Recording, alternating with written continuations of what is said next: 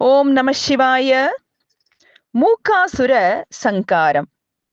அர்ஜுனன் ஸ்நானம் செய்து நித்திய கர்மானுஷ்டானங்களை முடித்து மந்திராதி சடங்கு நியாசங்களை செய்து வியாசர் கூறிய வண்ணம் ஒரு காலின் மீது நின்று சூரியனிடத்தில் நாட்டத்தை செலுத்திக் கொண்டு தியான யோகத்தில் இருந்தான்.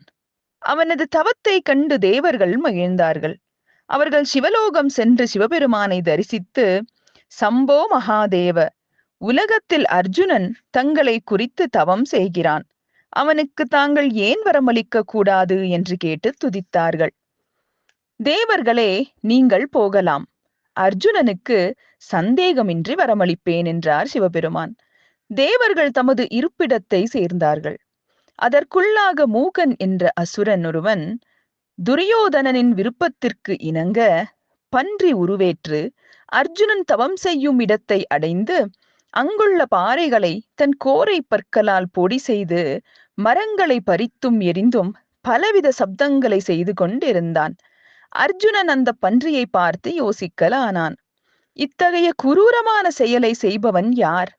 இங்கு வந்து என் காரியங்களை இவன் ஏன் கெடுக்க வேண்டும்? இவனும் நமக்கு பகைவனாகவே இருக்க வேண்டும் என்று நிச்சயித்து, நான் பூர்வத்தில் அநேகம் அரக்கர்களை கொன்றவன், ஆகையால் அவர்களை சேர்ந்த எவனோ ஒருவன்தான் அந்த பகைமை உணர்வுடன் பன்றியாக உருவெடுத்து வந்திருக்க வேண்டும். அல்லது துரியோதனனுக்கு நண்பனான அரக்கனாகவும் இருக்கக்கூடும். இவன் பகைவன் அல்லவென்றால் என் மனம் இவனை ஏன் சந்தேகிக்க வேண்டும்? இவனை பார்க்கும் பொழுதே நமது மனம் வேறுபடுவதால் இவன் பகைவன் என்பதில் ஐயமில்லை. உலகத்தில் ஒருவனுடைய ஆச்சாரம் அவனது குலத்தை உணர்த்தும். சரீரம் அவனுடைய போஜனத்தை அறிவிக்கும். வாய்மொழிகள் அவனுடைய கல்வியை உணர்த்தும்.